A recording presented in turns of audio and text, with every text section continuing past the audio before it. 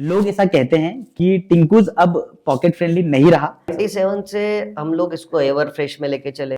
Run करने में थोड़ी बहुत प्रॉब्लम आई, कभी बिजनेस को आगे ग्रोथ करने में लोन लेना पड़ा। उस स्टाफ ने जो इनोवेशन उस कॉफी में करा था, सेकंड थर्ड पर आने में हम लोगों को काफी लंबा समय लग गया। नमस्कार दोस्तों, आज के इस पॉडकास्ट में हमारे गेस्ट है नरेंद्र कोल जी, जो कि इंदौर में बहुत तेजी से और सक्सेसफुली ग्रो हो रहे टिंकूज कैफे के ऑनर है। आज के इस पॉडकास्ट में हमने उनसे जाना कि कैसे उन्होंने एक छोटी सी एवर फ्रेश की दुकान से इतने बड़े टिंकूज ब्रांड को इंदौर में एस्टेब्लिश किया। तो यदि आप भी खुद का बिजनेस शुरू करना चाहते हैं या जानते हैं टिंकूज कैफे को या जानना चाहते हैं उनकी शून्य से शिखर तक की कहानी, तो ये पॉडकास्ट सिर्फ आपके लिए। मिलते हैं नरेंद्र कोल जी से। तो फाइनली हमारे बीच आ चुके हैं हमारे बड़े भाई नरेंद्र कोल जी, जिन्होंने बहुत ज्यादा हमको वेट कराया। तो भैया कैसे हो आप? बस बढ़िया, आप बताएं राहुल। बस आपका इंतजार था और फाइनली आप आ चुके हो। तो नरेंद्र भैया, लास्ट टाइम जो हमारी बात हुई थी, सभी ने बहुत प्यार दिया, बहुत शेयर किया उस वीडियो को। अब सबकी डिमांड थी कि फिर से आपको बुलाई जाए और बात की जाए। तो शुरुआत करते हैं। तो पहले तो आप बताओ कि अभी जिम कैसा चल रहा है, क्योंकि आपका और मेरा रिश्ता जिम वाला भी है। जिम बहुत ही बढ़िया चल रहा है और जिम तत्पर्यंत चलता रहेगा। जीवन में एक स्पोर्ट्स से प्यार इंसान को होना चाहिए, मुझे जिम से। और सबसे बड़ी बात जो मैं जानना चाहूंगा, क्योंकि मुझे ऐसा पर्सनली लगता है और ये क्वेश्चन का आंसर आपसे बेहतर कोई नहीं दे सकता। सभी ये कहते हैं कि काम के साथ वर्कआउट करना बहुत मुश्किल है। अगर हम वर्कआउट को भी एक काम करके काम करेंगे तो कभी नहीं कर पाएंगे। वर्कआउट में एक मतलब लगाव टाइप का होना चाहिए। आप कैसे समय निकालते हो? जब समय मिले तब चले जाते हैं, सुबह शाम दिन रात 1 घंटा अपने आप को देना है। पर आप रेगुलर करते हो? डेली। और कैफे पे आप कितना टाइम देते हो? जिम के बाद अपना टाइम सारा कैफे पर ही है। तो दोनों चीज को मैनेज करने में कोई इशू नहीं होता? कभी कोई कठिनाई नहीं होना है। अगर काम से प्यार है और प्यार से काम है, कभी कोई तकलीफ आना ही नहीं है। अच्छा, इस बीच में मैं डाइट के बारे में जरूर जानना चाहूंगा, क्योंकि आप कैफे पे हो, हर चीज इजीली अवेलेबल है, उसके बावजूद आप हर चीज को मेंटेन करते हो, डाइट को मेंटेन करते हो।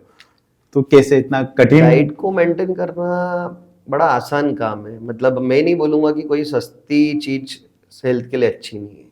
मतलब हमारे पास ककड़ी है, नॉर्मल वेजिटेबल्स हैं, बट हम लोगों को चीज मायोनीज इनसे ज्यादा लगाव रहा है। बिल्कुल, मतलब पनीर है, बट पनीर की जगह हमको चीज से इतना लगाव रहा है कि हम लोग चीज भर भर के खाना पसंद करते हैं। मुझे ऐसा लगता है कि आप दूसरों को चीज और सारी चीजें खिला रहे हो और आप हेल्दी खा के बॉडी बना रहे हो। नहीं।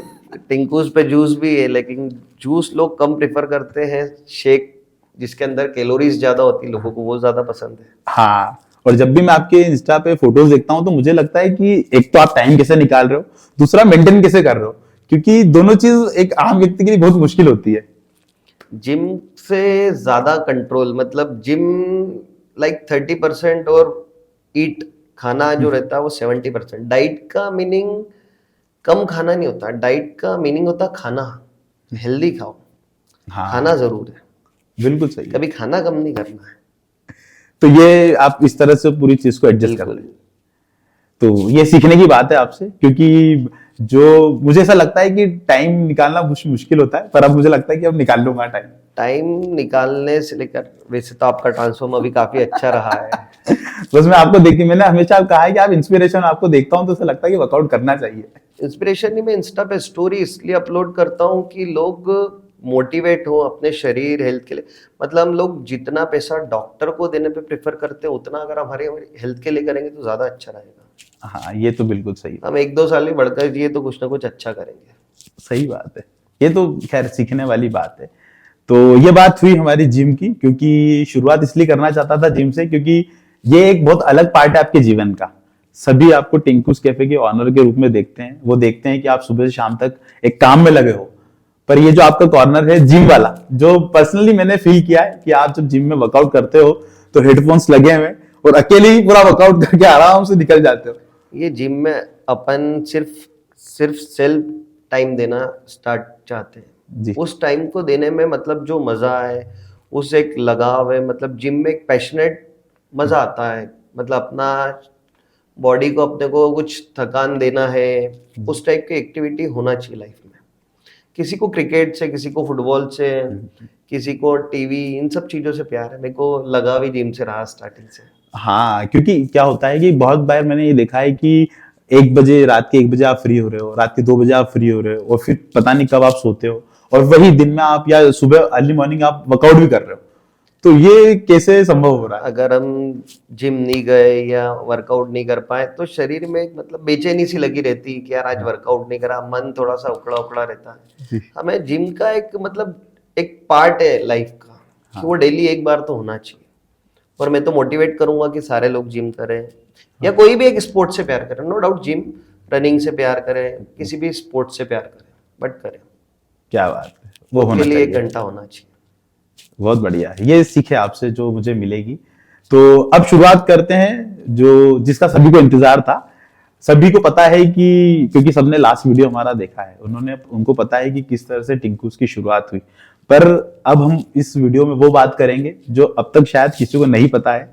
उम्मीद है कि वही आंसर आप मुझे दोगे जो लोगों को भी सुनने में लगे कि हाँ ये जेन्युइन और नए लास्ट भी मैंने इसी प्लेटफॉर्म पे सारी चीजें टिंकूस की आपसे डिस्क्राइब की, जो मतलब दिल में लोगों का टिंकूस से लगाव रहा है, हमारा लोगों से अटैचमेंट रहा है, वही उसी प्यार के साथ हम लोग टिंकूस को लेकर आगे बढ़े, और वही मैंने आपके प्लेटफॉर्म पे लोगों को बताया है। और जो कि लोगों ने बहुत प्यार किया उसको। इंदौर की जनता कभी टिंकूस को और हमको प्यार देने से कभी कम नहीं रहा। इंदौर का बहुत प्यार रहा है लोगों को। बिल्कुल, वो हर कैफे पे दिखता है कि इंदौर की जनता, जो कि आपने लास्ट टाइम कहा था कि चटोरी जनता है, तो वो टिंकुस के कैफे को देखकर बोल सकते हो आप। चटोरी वर्ड कहीं ना कहीं बहुत अच्छा रिलेट करा। लोग है भी, मैं भी कुछ चटोरा हूँ एक टाइप से। तो काफी लगाव रहा खाने का, और हम लोग खाना इंदौर में कभी, हर गली में स्वाद है खाने का, हर गली में। और टिंकुस ने उसको इनहेंस ही किया है। और टिंकुस ने ना सिर्फ शहर में, देश के किसी भी कोने में जो इंदौर का व्यक्ति है वो टिंकुस को जानता है कि टिंकुस का जो टेस्ट है, टिंकुस का जो नाम है, वो इंदौर में किस तरह से ग्रो हो रहा है। टिंकूस के नाम को टिंकूस के साथ में बढ़ाने में टेस्ट का, अनुभव का बड़ा काफी अच्छा योगदान रहा। लेकिन सबसे लोकप्रिय चीज जो है वो टिंकूस के लिए टिंकूस की फैमिली, जी।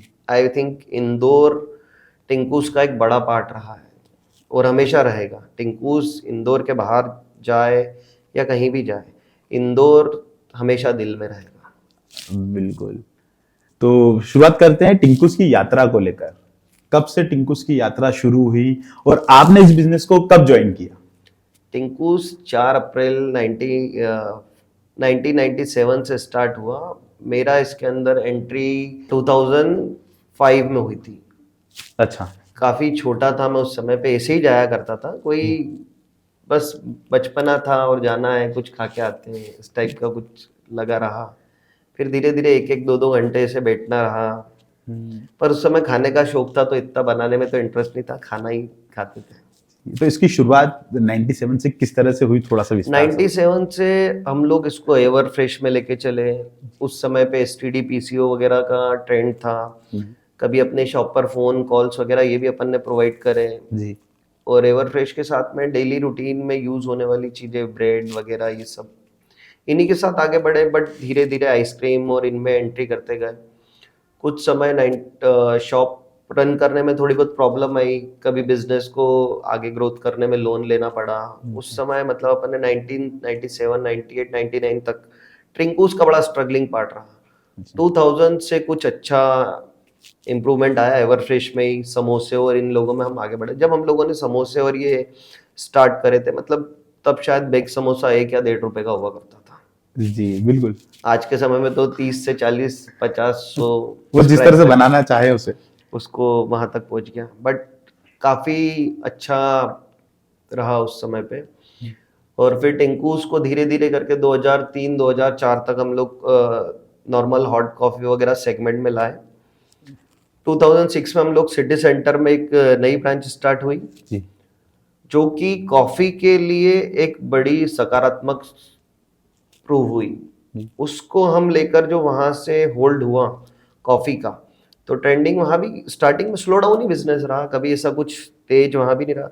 बट 2006 से 2010 तक आते आते कॉफी का चलन अच्छा होने लगा।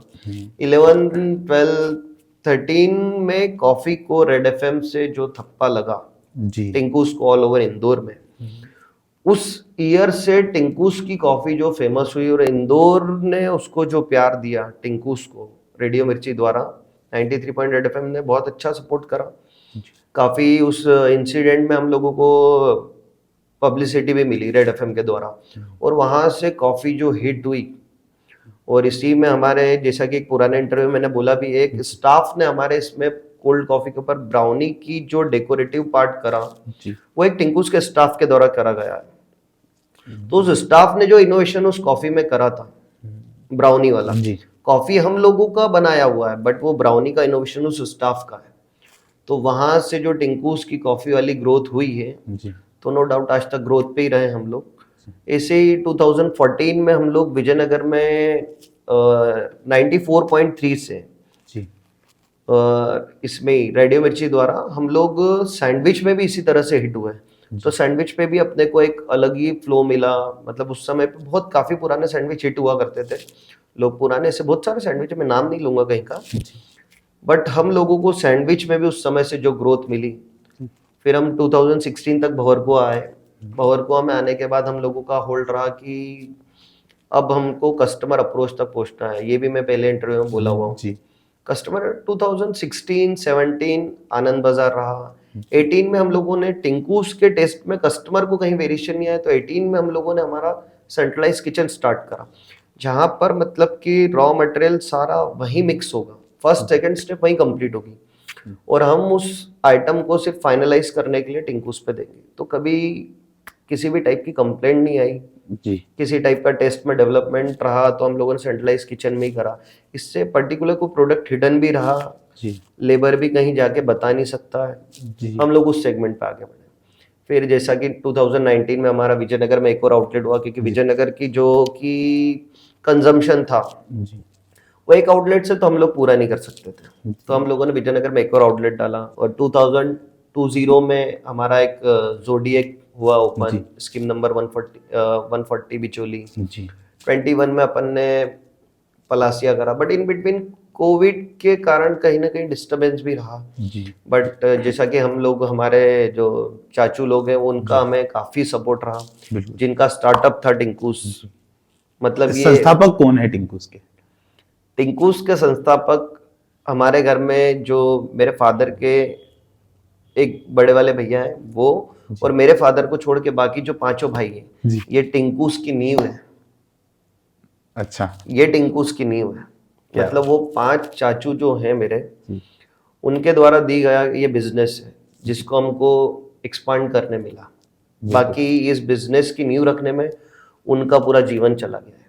तो आपके जो चाचू हैं, इनके पहले भी कोई बिजनेस आपके परिवार में करता था या ये ही स्टार्टअप था और इसी को आप लोग आगे बढ़ा रहे हैं? इनके परिवार के पहले जो हमारा बिजनेस था, हमारे परिवार में कुछ कुछ लोग टेलरिंग में थे, अच्छा टेलर वगैरह के साथ में काम करते थे, बट वो काफी लंबा समय नहीं चला, क्योंकि हमारे एक चाचू जो थे वो क्वालिटी वॉल्स में आइसक्रीम कंपनी में मार्केटिंग का काम करते थे, जी और उन्हीं का दिया हुआ हमारे साथ टिंकूस, उन्हीं का था मन कि हम लोग ये बिजनेस को करें।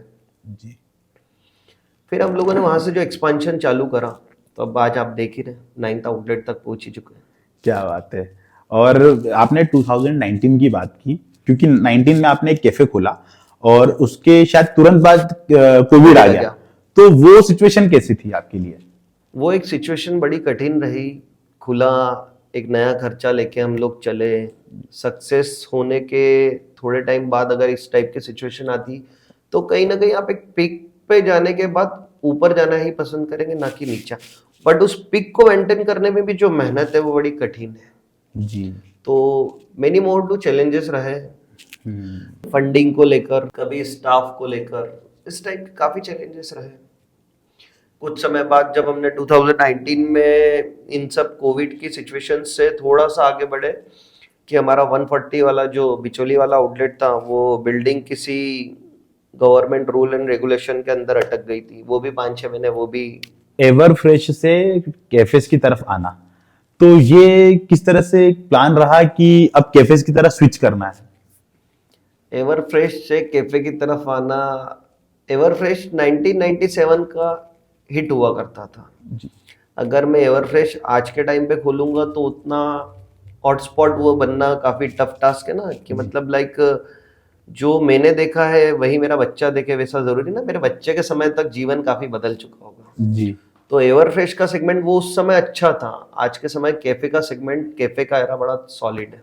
बिल्कुल जैसा कि हम लोग देख रहे हैं इंदौर में कैफे काफी ओपन हो चुके हैं। बिल्कुल सही बात है। अब क्योंकि आपने इंदौर के कैफेस की बात करें, तो अब इंदौर में जिस तरह से कैफेस बढ़ रहे हैं उसे लेकर आप क्या सोचते हैं? क्योंकि कुछ कैफेस ऐसे हैं जो यूथ को पर्सनल स्पेस प्रोवाइड कर रहे हैं और पूरा इंदौर जानता है कि वहां पर क्या हो रहा है। अब क्योंकि आप कई वर्षों से एक कैफे बिजनेस में हैं, तो ऐसे कैफेस को लेकर आप क्या सोचते हैं? ऐसे कैफे लंबे समय तक अपना मार्केट में होल्ड नहीं कर पाएंगे। मैं किसी को स्पेस प्रोवाइड कर रहा हूं तो मैं उसे स्पेस बेच रहा हूं, न कि प्रोडक्ट। जी मैंने पहले भी बोला था, आज भी बोल रहा हूं, दम और लगाव प्रोडक्ट से होना चाहिए। स्पेस, इंटीरियर, ये एक सॉलिड चीज है। इससे इंसान एक बार देखेगा, कल देखेगा, परसों देखेगा, बोर हो जाएगा। टेस्ट हमेशा डेवलप रहेगा, खाने के लिए आपके पास हमेशा आएगा। बिल्कुल स्पेस देकर किसी को गलत काम करना, प्रोवाइड करना, ये एक हमारी कमी की निशानी है कि हम वो चीज दे रहे हैं जो कि मार्केट में इजी अवेलेबल है। हम लोग उस चीज पे काम करना हमारे लिए अच्छी चीज नहीं है। और जितने भी इस टाइप के कैफे हैं, यहाँ पर फैमिली सेगमेंट होता ही नहीं। यहाँ पर फैमिलीज आना पसंद ही नहीं करती।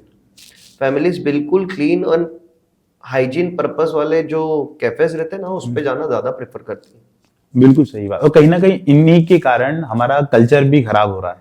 इंदौर का जो माहौल है उसे लेकर आप क्या सोचते हैं? अगर हम कल्चर की बात करें तो जितना ओपन कैफे होगा, जितना प्राइवेट स्पेस कम होगा, वो कैफे उतना, चाहे टिंकूज हो, अदर हो, सारे लगाव रहेगा। लोगों को काफी हिट होते हैं ऐसे कैफे।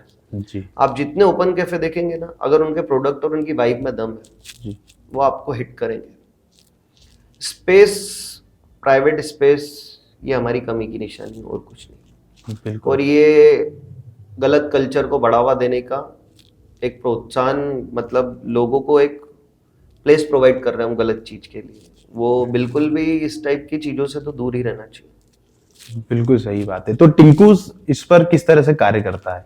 हम लोग हमेशा फैमिली, कपल्स, इस टाइप की सिटिंग नहीं, एक कॉमन सिटिंग होती है। एक कॉमन सिटिंग, चाहे कपल बैठा हो, फैमिली बैठी हो, यूथ बैठा हो, बच्चा बैठा हो, सब एक बराबर है।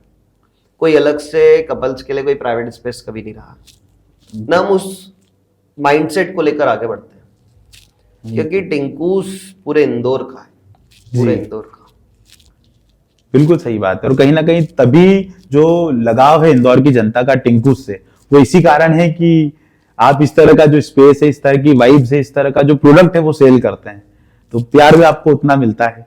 ये तो लोगों का लगाव है टिंकूस से, काफी लंबे समय तक रहेगा। हम लोग इसको मेंटेन करने के लिए डे बाय डे टिंकूस, आप जितने अपडेटेड टिंकूस अभी रिसेंटली ओपन होते जा रहे हैं, आप देखो उस पर एक नई, कुछ ना कुछ नया थीम, कुछ ना कुछ नई वाइब्स पे ही काम कर रहे हैं। जी, वो देखते ही बनता है। जो सीटिंग एरिया है वो बड़ा प्यारा है, जो मुझे पर्सनली अच्छा लगता है।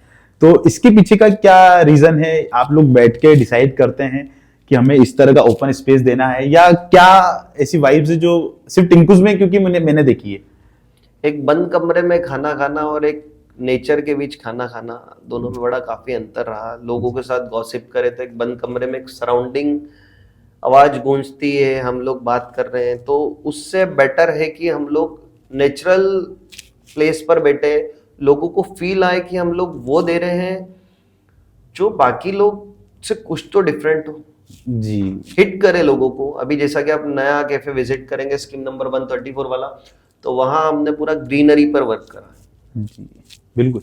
आउटसाइड स्पेस देखेंगे तो हम लोगों ने इनसाइड बहुत अच्छा इंटीरियर है, ऐसा काफी लोग बोलते हैं, बट फिर भी लोग उसके आउटसाइड एरिया में बैठना पसंद करते हैं। बिल्कुल सही बात है। ये जैसा कि आपका स्पेस का क्वेश्चन था प्राइवेट वाला, वो उसका मेरे ख्याल से सबसे प्यारा जवाब है। हाँ, क्योंकि यदि आप इंडोर कैफेस की बात करें, यदि हम टिंकुस की भी बात करें, तो मुझे पर्सनली जो टिंकुस का कैफे पसंद आया वो आया अन्नपूर्णा वाला, क्योंकि मैं वहां एक बार गया था और वहां की सिटिंग जो आपने की है, बाहर की नो डाउट, बाहर की तो जो आप जिस तरह से रहती है वो बिल्कुल अप्रिशिएट किया जा सकता है उसको, कि अंदर की स्पेस भी बड़ी प्यारी थी।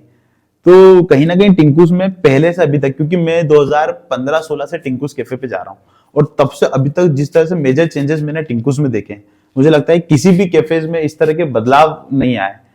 तो आप, जो आपकी टीम है या आप के जितने भी परिवार के लोग हैं, तो इस पर क्या मंथन होता है, कैसे आप लोग डिसाइड करते हैं कि अब नेक्स्ट क्या? हम लोग पर्टिकुलर कोई भी कैफे खोलते हैं तो हम लोग उस थीम, उस सराउंडिंग को देख देख के सीखते हैं कि यार ये अपन ने यहाँ कर लिया, अब अपन इससे नया अपन और क्या कर सकते हैं। और पर्टिकुलर कुछ ना कुछ एक वॉल, एक पार्ट ऐसा छोड़ते हैं जिस पर कस्टमर कभी बोर नहीं हो उसे देख के। हम उस पार्ट को देख के बोर होने लग जाते तो हम सोचते हैं यार अब इस कुछ इनोवेशंस करा जाए, कुछ पर्टिकुलर उस पर टारगेट करा जाए, कुछ लाइट में चेंजेस करा जाए। तो या हम लोग सिर्फ वुडन की स्टेयर या वुडन की चेयर्स पे जाए तो सब शॉप्स पे एक जैसा करें, वो कॉमन हमें वैसा नहीं दिखना है। हमने आज यहाँ कुछ करा, कल वहाँ कुछ डिफरेंट हो। और चूंकि हम लोग मार्केट से सीखते हैं जी, सीखने की कोई उम्र नहीं है, तो हम लोग हर उम्र में हर अपने से छोटे बड़े व्यक्ति से कुछ ना कुछ सीखते हैं। सही बात। आज मैं आपसे मिला तो मैं आपसे भी ये सीखूंगा कि कभी भी किसी प्रोडक्ट को अगर आप देख रहे हैं आज टिंकुस का, आप 2015 से आपका लगाव रहा है, तो कहीं ना कहीं आप भी कुछ ना कुछ चेंजेस हैं, इसके कारण ही आप हमारे पास हैं। बिल्कुल बिल्कुल, 100%। अच्छा, मेरी सबसे बड़ी बात जो मैं इसमें जानना चाहूंगा, क्योंकि लगातार आउटलेट्स खुले जा रहे हैं, लगातार ब्रांचेस बढ़ रही है, तो इस इतनी सारी ब्रांचेस को किस तरह से मैनेज किया जाता है? दूसरी बात जो मैंने पर्सनली फील किया है कि हर जगह टिंकुस के परिवार का ही एक व्यक्ति बैठा है, तो आप सभी एकमत कैसे होते हैं कि हमें इसको टाइम देना है? क्योंकि बहुत सारे लोग ऐसे होते हैं ना कि गल्ले पे बैठे हुए हैं सिर्फ, और आप लोग ग्राउंड पे काम करते हैं, तो ये मैनेज कैसे करते हैं सारी चीजें? जैसा कि इतना बड़ा परिवार है, सबकी अलग अलग सोच है, इतनी सोच के साथ हम लोग आगे बढ़ रहे हैं। इसमें इतने लोगों का दिमाग है, इनका कहीं ना कहीं एक विजन, एक मिशन होता है। जी 11 लोगों में अगर 8 लोग भी सहमति देते हैं तो हम लोग बाकी 3 भी हम लोग उसको कवर करके उसको कन्विंस करते हैं, उसके अपोज नहीं जाते कि आपने ऐसा बोला तो हम ऐसा नहीं करेंगे। हमें उसे कन्विंस करते आना चाहिए कि अगर ये प्रोडक्ट ऐसे नहीं ऐसे जा सकता है, इससे ज़्यादा सॉलिडिटी पे बिक सकता, तो हम लोग उस पर विचार करते हैं। हम 11 में से 8 लोगों के मत के अलावा हम 3 को कन्विंस करते, तब हम 11 की टीम बनती है। और जैसा कि आपने बोला कि इतनी सॉलिडिटी से आगे बढ़ना, तो वो एक काफ़ी टफ टास्क रहा, इतने लोगों को मैनेज करना। इसके लिए अब हम लोग ऑपरेशंस के बंदे, कुछ मैनेजमेंट के बंदे भी हायर कर रहे हैं। और इन्हीं के अलावा हम लोग अब HR डिवीजन वगैरह ये सब बना चुके हैं, जैसा कि इसको एक टेक्निकल रूप देने हैं पूरा। जी और भी इस टाइप की कुछ टेक्निक्स है जिस पे हम लोग काम करते रहते हैं। सेंट्रलाइज किचन के अलावा लाइक हर शॉप पर एक, अगर आप देखेंगे तो एक पिज्जा में एक हेड शेफ होते हैं। जी ये हेड शेफ सारे शॉप्स पर एक पर्टिकुलर पिज्जा के स्टाफ को ट्रेन कर रहे हैं। और अपना डोसा बनाने वाले, तो डोसा बनाने वाले पर्टिकुलर उसी स्टेट के जो लोग रहते हैं, साउथ इंडियन, जी ये लोग उस चीज को डेवलप कर रहे हैं। चाइनीज है तो कुछ हमारे लिए नेपाली सपोर्ट्स भी हैं। जी इस टाइप के बहुत सारे अच्छे अच्छे सपोर्ट्स जो कि टिंकुस को उस सराउंडिंग में आगे बढ़ने में सपोर्ट करते हैं। कुछ हमारे वेलविशर्स हैं, कुछ एडवाइजर हैं, कुछ आप जैसे हमारे प्रिय मित्र हैं। जी। हालांकि मैंने कुछ क्वेश्चंस टिंकुस के लिए प्रिपेयर किए हैं, तो मैं चाहता हूं कि आप उसके जेन्युइन जवाब दें। तो शुरुआत करते हैं। तो मेरा पहला क्वेश्चन है, क्या शुरू से आपका सपना एक कैफे चेन बनाने का था, या कहानी कहीं और से शुरू हुई? इस बिजनेस को स्टार्ट जब करा था तब मैं तो काफ़ी छोटा था, तो इसका सपना मुझे आज, उसके लिए तो मुझे अपने चाचू से जवाब लेना पड़ेगा। बट पर्टिकुलर जब हम इस बिजनेस में हम लोग ऐड हुए, तो हमने इस बिजनेस को कभी एक लेवल पे नहीं देखना चाहा, हमने इसे हमेशा हाई लेवल पर देखना चाहा। मतलब ये हमारे लिए भी अच्छी चीज है, प्लस हमारा एक विजन, एक मिशन हुआ करता था, एक गोल था, टारगेट था कि हम टिंकुस में अपनी नेटवर्क के साथ, मेन तो स्टाफ का जो परिवार जुड़ा है, ऐसे आज 400 परिवार जुड़े हैं, कल हम चाहेंगे इससे 4000 परिवार जुड़े। एक रोजगार के लेवल से भी हम लोग इस बिजनेस को एक बड़े विजन पे देखना चाहते हैं। अभी कितने लोगों का स्टाफ है टिंकुस में? अराउंड 400 या उससे अबव पर ही होगा। क्या बात है। और इनको मैनेज कैसे किया जाता है? इनको मैनेज करने के लिए हम लोग ने बताया ना, मतलब लाइक एचआर सेक्शन है, एचआर के नीचे सब एचआर है, अकाउंटेंट्स है, इनकी हेल्प पे हमारे एक जनरल मैनेजर हैं, बाकी हम लोग जितने ब्रदर्स हैं, जी। इनका एक स्टाफ के साथ एक अलग सा टच रहा है। बिल्कुल वो देखने को मिलता है।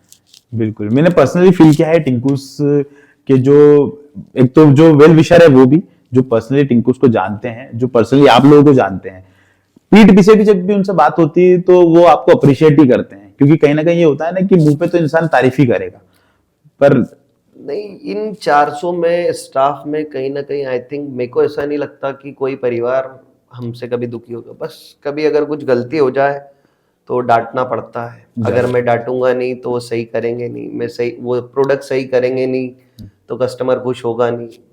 दोनों को बैलेंस करके भी चलना लाइफ में। बिल्कुल। कस्टमर का कहीं प्रोडक्ट कुछ बिगड़े तो दुख मुझे भी होगा, मैं चाहता हूँ वही दुख मेरा स्टाफ भी बियर करे, उसे लगना चाहिए कि अगर ये गलती हुई है, क्योंकि आज अगर मेरा बच्चा कहीं कुछ खा रहा है, कहीं ना कहीं स्टाफ का बच्चा भी वो खाएगा, कहीं वही कस्टमर भी है, तो कनेक्टेड तो हम भी है ना।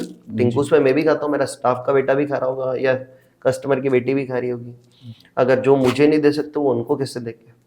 बिल्कुल तो मे भी हमारी कोशिश रहती कि हमेशा वही प्रोडक्ट दे जो मुझे दे रहे हैं वो लोगों तक पहुंचे। मेरे लिए टिंकुस में कुछ अलग से नहीं बने। हाँ, जो मेरे लिए बन रहा है वो मेरे अपने कस्टमर के लिए भी बने। तो बाहर से देखने पे ये सफलता दिखती है कि आप लोग ग्रो कर रहे हैं, बराबर है। ठीक है, पर जब इंटरनल उस चीज पे काम किया जाता है तो उस पे हार्डवर्क भी है, मेहनत भी है, और सबसे बड़ा प्रश्न इस चीज को देखते हुए पीछे से रिश्तेदारों का क्या कहना होता है? हार्डवर्क एक अलग चीज है, रिश्तेदारों का कहना एक अलग चीज है। रिश्तेदारों का कहना, जब मेरे दादाजी बताया करते थे कि जब टिंकू स्टार्ट हुआ था तो कुछ हमारे चाहने वाले रिश्तेदार थे, मैं नाम तो ऐसे कभी पहले भी नहीं बोला, आज भी नहीं ले भी बोलूंगा। सकते हो आप। नहीं नहीं नहीं तो कि मेरे दादाजी का नाम था बसंत, तो उनने बोला क्या बसंत, बोले आपने क्या नाम रखा टिंकू, लोग हंसेंगे आप पे, बेवकूफ समझेंगे आपको।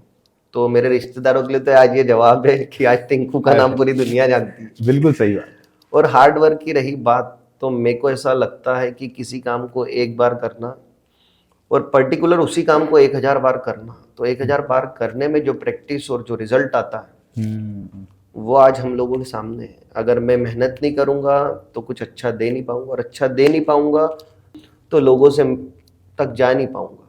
अगर प्रोडक्ट में दम लाना है तो उसको 1 नहीं, 1000 नहीं, 10,000 बार बनाना पड़ेगा। तो हार्डवर्क तो मेरे को ऐसा लगता है कि हर काम में जरूरी है। बिल्कुल सही बात है, और रिश्तेदारों को ये जवाब है। रिश्तेदारों के लिए तो मैंने आपको बताया कि टिंकू आज कहाँ है, उस समय पे बेवकूफ लग रहे थे, आज समझदार लग रहे हैं। रिश्तेदार की कहानी बेवकूफ और समझदारों के बीच की है। बिल्कुल सही बात। और रिश्तेदारों की बात अगर करें तो कुछ रिश्तेदार है जिनने टिंकूस के नाम पे मिंटू, चिंटू, ये सच में टेंकू ये सब कर दिया। क्या? पर क्या है कि इंसान हाथ से छीन सकता है, भाग्य से नहीं। बिल्कुल सही बात।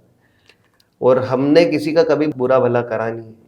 तो मैं अभी कुछ दिनों पहले बंगाली स्क्वायर के आगे जा रहा था, उन्होंने टिंकुस कैफे है उसका चिंटूस कर रखा है, और सेम थीम पे, मतलब आप लोगों का जो टिंकुस की डिजाइन ना, पर टिंकू जितनी भीड़ कभी नहीं कैप्चर कर रहा है ना।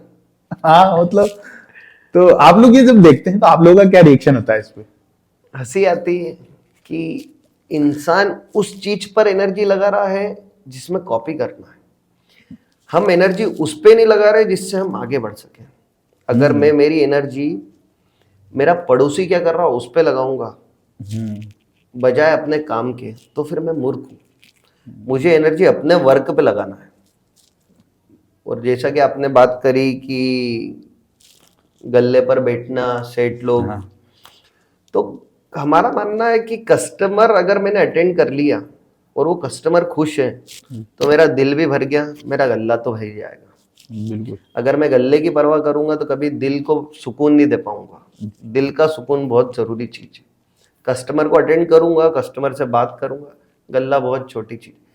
काम के पीछे भागना है, पैसा ऑटोमेटिक आपके पीछे आएगा।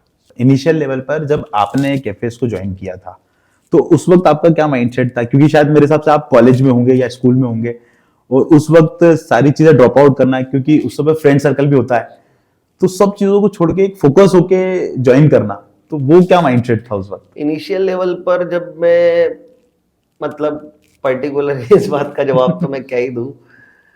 मतलब मुझे मेरे चाचू ने कभी मारा भी है कि जाओ दुकान जाओ, आपको काम तो करना ही है। जी। ऐसा लगता था कि बचपना खो रहा है। बट अच्छा है कि उस समय पे मैं जिन सर्कल्स में रहा, कहीं ना कहीं मेरे बड़ों ने मुझे उस सर्कल से हटा के एक अच्छा प्लेटफॉर्म दिया है। उनकी डांट, उनकी मार मेरे लिए जीवन में प्रेरणादायक रही। मतलब अगर वो मुझे मारते नहीं तो आज शायद मैं यहाँ बैठा नहीं होता। बिल्कुल सही। आज लोग इतने बड़े एम्पायर को देखते हैं, इस एम्पायर के पीछे की मेहनत मेरे उन चाचू की है जिनने मुझे इस प्लेटफॉर्म पे सराहनीय आगे तक बढ़ाया है।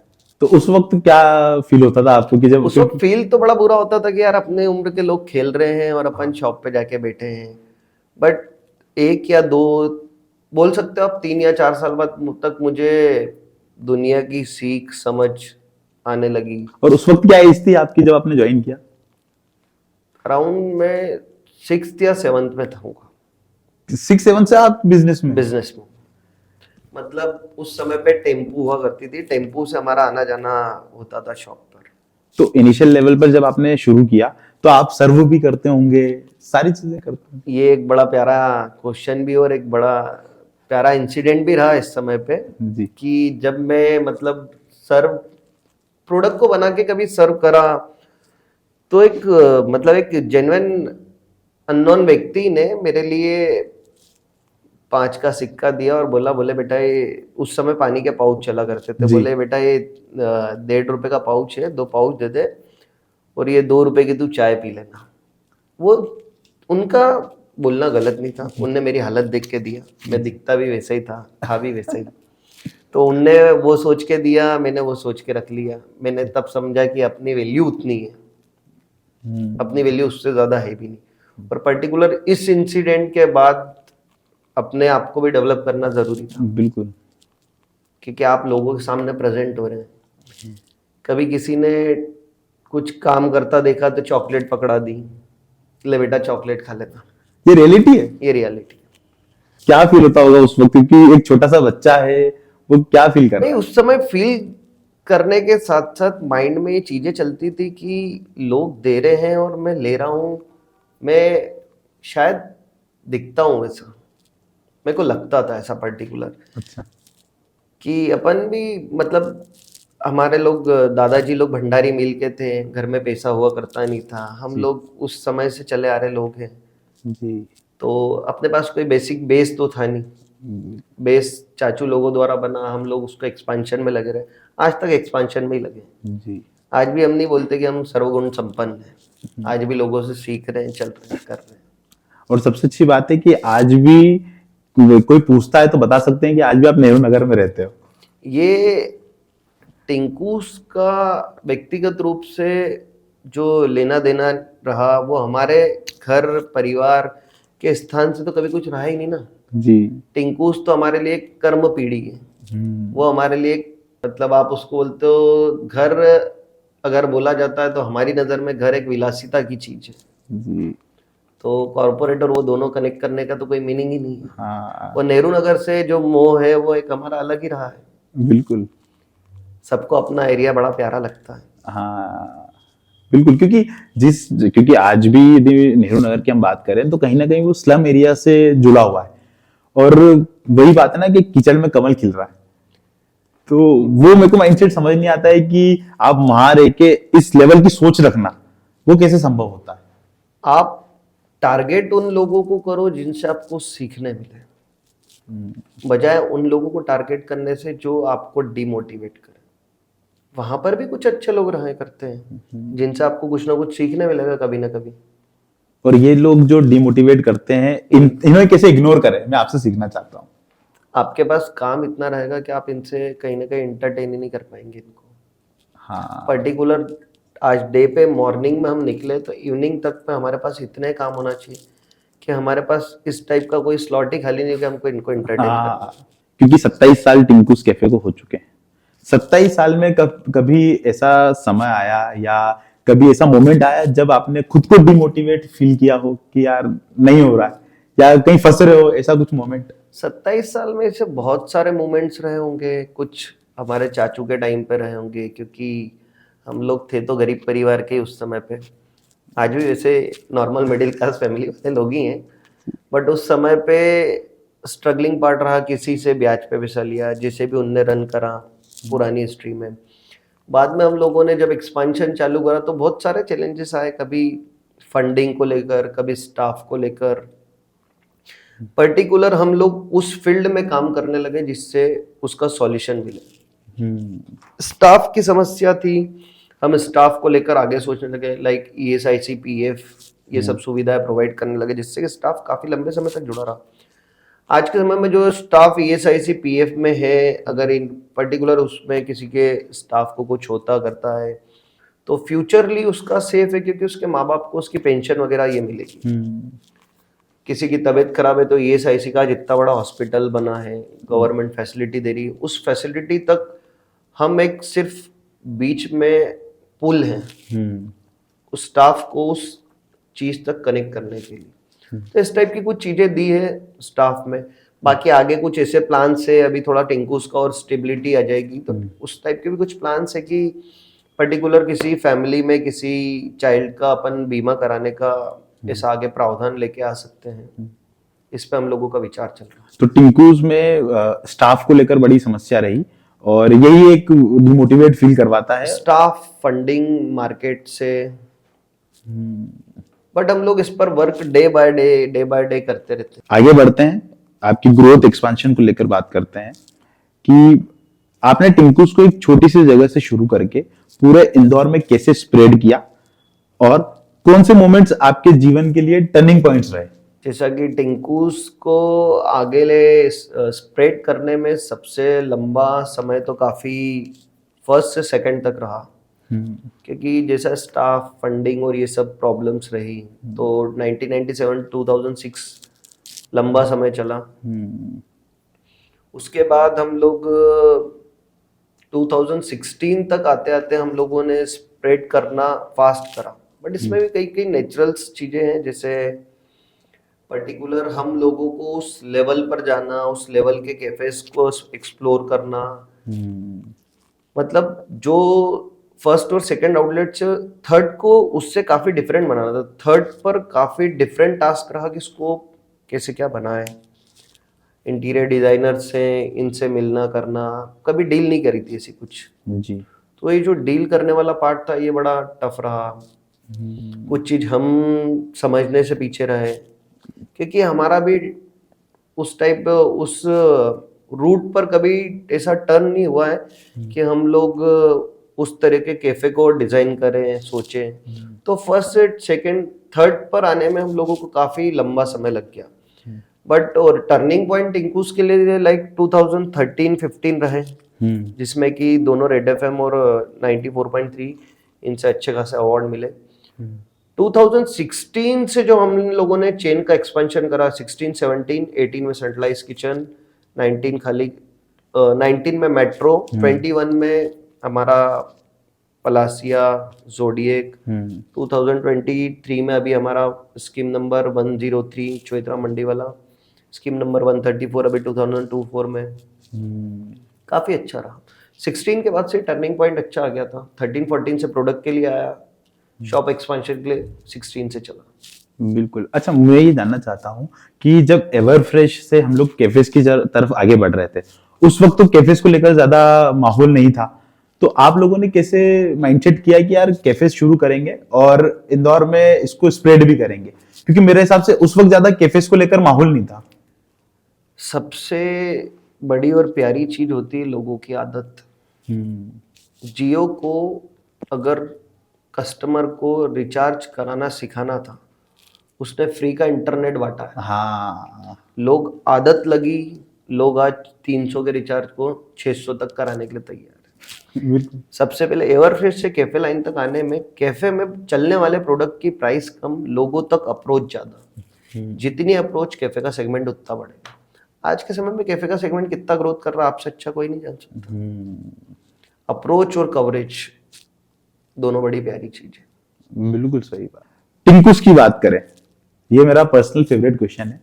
टिंकुस जो कि हर ब्रांच में एक अलग वाइब देता है, ठीक है, आप ये कैसे इंश्योर करते हैं कि हर ब्रांच में सेम क्वालिटी और एक्सपीरियंस रहेगा? पर्टिकुलर मैं तो हर ब्रांच पे हूँ नहीं, या मेरे ब्रदर्स हर ब्रांच पे है नहीं, तो हम लोग स्टाफ को इस तरह से ट्रीट करते हैं कि अगर किसी के प्रोडक्ट में परेशानी है उसका सेम टाइम पर फीडबैक ले, ट्राई करते हैं। 400 फीडबैक, 400 अगर बिलिंग हो रही है तो 400 फीडबैक तो पॉसिबल नहीं हो पाता ले ले, बट 200 में भी अगर हम फीडबैक लेते हैं उसमें से 2 या 5 बिल्स में भी अगर मिस्टेक आ जाए तो हम उस प्रोडक्ट को, मैं होता हूं तो मैं इम्प्रूव करूंगा, उस प्रोडक्ट को बदलूंगा। वही मैं चाहता हूं मेरी जगह पे जो स्टाफ है वो बदले, वो उस प्रोडक्ट को इम्प्रूव करे। इससे कस्टमर से हम रिलेट करते हैं, कस्टमर को अपना पर्सनल इंटरेस्ट देते हैं कि वो हम कहीं ना कहीं उससे साथ में हैं उसके।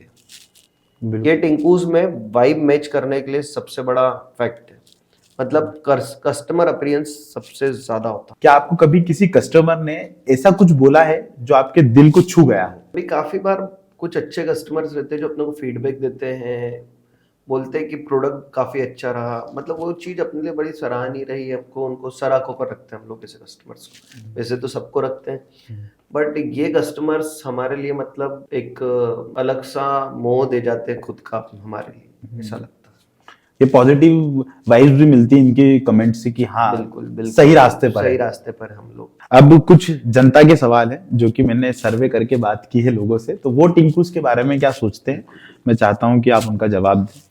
तो मेरा पहला प्रश्न है, लोग ऐसा कहते हैं कि टिंकुस अब पॉकेट फ्रेंडली नहीं रहा और टेस्ट में भी गिरावट आई है, तो मुझे ऐसा लगता है कि क्या ये जिस तरह से ब्रांच बढ़ रही है वो एक रीजन है या कोई और, आपको क्या लगता है? पहले तो टिंकूस पॉकेट फ्रेंडली है या नहीं हम इस पर बात करते हैं। टिंकूस का एक बार आप मेन्यू हाथ में लेकर देखें तो आज भी 40 से स्टार्टिंग प्राइस है, तो पॉकेट फ्रेंडली है या नहीं इसका जवाब तो मैं आपको यहीं दे देता हूँ।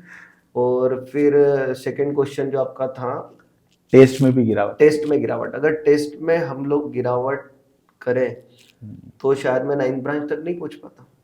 मैं एक कदम आगे बढ़ने के पहले 2 कदम पीछे का पहले सोचता हूँ। तो मेरा नेक्स्ट क्वेश्चन है, मतलब जनता का नेक्स्ट क्वेश्चन है कि लोगों का ऐसा कहना है कि आपको पॉलिटिकल सपोर्ट भी है। पॉलिटिकल सपोर्ट की अगर बात करें तो आप जिस क्षेत्र में तरक्की कर रहे हैं वहां पर आप बिना पॉलिटिकल सपोर्ट के करना बड़ा कठिन काम है। इसमें डिफरेंट टाइप के चैलेंजेस आते हैं। सरकार है, सरकार भी दोनों तरफ सोचती है, सबका भला चाहती है, किसी का भला नहीं करे ऐसा तो वो भी नहीं चाहेगी। तो एक पॉलिटिकल सपोर्ट की बात करें तो थोड़ा सा राजनीतिक रूप से भी सक्षम तो होना जरूरी है। तो एक क्वेश्चन है कि आपकी पर्सनल जो है वो आपकी सिग्नेचर डिश क्या है? पर्टिकुलर मेरी सिग्नेचर डिश आप पूछेंगे तो वैसे तो मैं डाइट का खाना ज़्यादा पसंद करता हूँ, तो मैं पनीर या राइस कुछ भी प्रेफर करता हूँ, बट मेरा ऐसा मानना है कि सिग्नेचर डिश वो होती है जिसको बनाने में आप आपका 100% हो, और मेरे को ऐसा लगता है आई थिंक हमने प्रोडक्टिव ही रखे जिसको अपना 100% दिया। और टिंकुस की सिग्नेचर डिश की बात करें तो क्या है? टिंकूस में नहीं चलने वाली डिश की बात करें तो आप बताओ उसका नाम क्या है? अब मैं आपसे बात करूंगा, कुछ रैपिड फायर रहेंगे तो आपको एक लाइन में उसके जवाब देना है, आप बड़ा भी कर सकते हैं जवाब। तो शुरू करते हैं, कॉफी या चाय? कॉफी। क्यों? चाय हमारे पुराने समय से बड़ी कॉमन रही है, अगर हम लोग कॉफी पर नहीं जाएंगे तो जनता अपडेट कैसे देखेगी? मॉर्निंग शिफ्ट या इवनिंग शिफ्ट? मॉर्निंग शिफ्ट काफी फ्रेश रहता है इस समय आदमी, माइंड से भी और बॉडी से भी। आपका फेवरेट डिजर्ट क्या है? वैसे तो मैं शुगर कट पे हूँ, हाँ, बट मेरा फिर भी फेवरेट डिजर्ट। तो लास्ट क्वेश्चन है रैपिड फायर का, एक डिश जो आप कभी नहीं सर्व करना चाहेंगे? टिंकूज में हम लोग कभी भी कोई नॉनवेज डिश को ऐड नहीं होने देंगे। अब मैं आपसे कुछ ऐसे लोगों के बारे में बात करना चाहूंगा या जानना चाहूंगा जो पूरे भारत में बड़े प्रसिद्ध है, तो उसको लेकर या उनको लेकर आपकी क्या राय है मैं जानना चाहूंगा। पहला है चाय सुट्टा बार। चाय सुट्टा बार के बारे में अगर आपने इंस्टा पे स्टडी करी होगी या इंस्टा पे देखा होगा, तो उसने एक बड़े टेक्निकल रूप से, मैंने इंस्टा पे एक देखी पोस्ट कि मैं लड़कियों के हॉस्टल के बाहर चाय का वो लगाता था, लड़कियां आती थी तो उनको देख के लड़के आते थे। हाँ। इस टाइप की माइंडसेट और टेंडेंसी से किसी का भला नहीं होना है। फिर मैं वही चीज बोल रहा हूँ, हमको प्रोडक्ट बेचना है, हमें प्रोडक्ट पे फोकस करना चाहिए, न कि उस प्रोडक्ट को लेने लड़की आ रही है लड़का, मेरे लिए वो कस्टमर है। MBA चाय वाला। एमबीए चाय वाला, एमबीए चाय वाले के बारे में आपने तो वैसे काफी न्यूज देख रखी है। तो ये भी क्या है कि डिजिटल मीडिया पे अपने आप को इतना बड़ा दिखा के और फिर स्वरूप इतना छोटा मिले वाला काम कभी नहीं करना। नाम बड़े और दर्शन छोटे। और अंत में बड़ा इंटरेस्टिंग है, तो डॉली चाय वाला, जानते हो आप? डॉली चाय वाले का क्या सीन है, मतलब आप, मतलब हम लोग इन्फ्लुएंसर लोगों को कहाँ से कहाँ पहुंचा रहे हैं, किसको हमको आगे पहुंचाना चाहिए, किसको नहीं पहुंचाना चाहिए, हम लोगों में यही समझ नहीं कि मतलब वो कार्टूनी टाइप से चाय दे रही है, लोग ले रहे हैं, वो मुंह से दूध की थैली फाड़ रहा है और हम लोग देख रहे हैं, और इस टाइप के लोगों को लोग मोटिवेट कर रहे हैं। और उनसे इंस्पायर भी हो रहे हैं शायद। इंसान की सबसे बड़ी मूर्खता है। तो मेरा नेक्स्ट क्वेश्चन है कि यदि इंदौर के बाहर आपको टिंकू कैफे खोलने का मौका मिले तो वो कौन सी सिटी होगी? इंदौर के बाहर अगर हम लोग जाना चाहें तो हम लोग पहले देवास, उज्जैन, इस तरह के पर्टिकुलर पास के स्पेस पे जाना चाहेंगे, क्योंकि हम लोग पहले ट्रायल लेंगे कि अगर थोड़ा सा इंदौर से दूर होने में किस टाइप के स्ट्रगल्स, सिचुएशन, प्रॉब्लम ये क्रिएट हो रही है और हम लोग उस पर क्या काम कर रहे हैं। आने वाले 5 सालों में टिंकूस को आप कहाँ देखते हैं? कोई ऐसे नई आइडियाज या प्लान्स जिन पर आप लोग काम कर रहे हैं? आने वाले समय में हम लोग टिंकूस के नंबर तो नहीं पता, बट आई थिंक हम लोग हर ईयर कुछ ना कुछ टिंकूस के अप्रोचेबल कस्टमर अप्रोच तक के आउटलेट प्लान करेंगे। मतलब उसमें अगर इंदौर का कंजम्पशन बढ़ता है तो हम आज 9th आउटलेट पे, कल हो सकता है 15-16 हो 5 साल के अंदर या उससे ऊपर।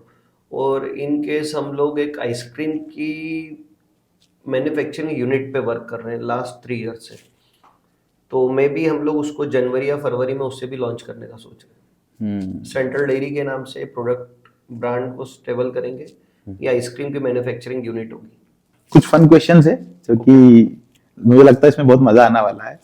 तो पहला क्वेश्चन है कि अगर आपको किसी सेलिब्रिटी को अपने कैफे में बुलाना हो तो वो कौन सी सेलिब्रिटी होगी और क्यों?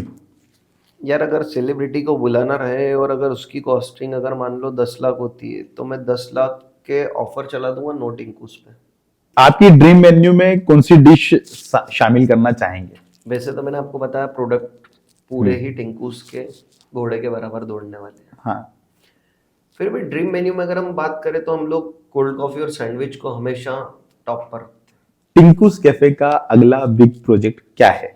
टिंकूस कैफे का अगला big project Indore Ujjain road पर तराना पर एक सबसे बिगेस्ट टिंकूस आएगा और ये सारे टिंकूस से काफी डिफरेंट बनेगा। बिल्कुल सही है। तो बहुत अच्छा लगा आपसे मिलके। मैं लास्ट क्वेश्चन आपसे जानना चाहूंगा और ये सब मेरे युवा दर्शकों के लिए होगा कि वे सभी युवा जो भविष्य में कैफे बिजनेस शुरू करना चाहते हैं या किसी भी रूप में बिजनेस शुरू करना चाहते हैं तो उन्हें आप क्या सलाह देना चाहेंगे? यार वैसे तो मैं सलाह दूं इतना बड़ा हूं नहीं, बट फिर भी मेरा तो एक ही समझाना रहेगा कि आप कभी भी अगर किसी बिजनेस को करना चाहते हैं या कुछ देखना चाहते हैं, सीखना चाहते हैं, तो हमेशा बेसिक से सीखिए। मतलब फ्लोर के ऊपर काम करने से बेटर फ्लोर के नीचे जाके ग्राउंड लेवल से जो काम करते हैं ना, उसमें बड़ा मजा आता है। इंसान को सीखने के लिए डे बाय डे कुछ ना कुछ नया मिलता है, बट सीख के उसको एग्जीक्यूट कितने सॉलिड तरीके से वो कर रहा, उस पर ज्यादा विचार करना चाहिए। तो बस यही था, ये सब चीजें मुझे जाननी थी आपसे, मुझे जाननी ही थी, मेरी ऑडियंस को जाननी थी, क्योंकि लास्ट टाइम जब हमने वीडियो अपलोड किया था उसके बाद कई डिमांड आई, क्योंकि हमको लगभग 2 साल हो गए और बहुत डिमांड आई कि और क्या, मतलब और क्वेश्चन पूछना चाहिए थे, अच्छा बड़ा पॉडकास्ट होना था। इसमें आपके लिए मैंने पूरा ब्रॉडकास्ट कर दिया आज तक। हाँ। 2024 तक का जितना बड़ा जर्नी रहा टिंकूस का। बिल्कुल बिल्कुल। तो उम्मीद है आप सभी को ये बातें बड़ी पसंद आई होगी और हर बार की तरह भैया का जो प्रेम है और जो बातें हैं वो सीखने लायक है। तो मैं चाहता हूँ यदि आपको कोई भी बात इनकी पसंद आई हो या दिल को छू गई हो तो वो आप कमेंट बॉक्स में जरूर बताएं, क्योंकि हम सभी के लिए वो मोटिवेशन है। और मुझे तो पर्सनली बहुत सारी बातें भैया से आज सीखने को मिली। यदि आपको भी मिली है तो जरूर बताइएगा। होती हो या मुलाकात। बहुत बहुत धन्यवाद आपका। Thank you.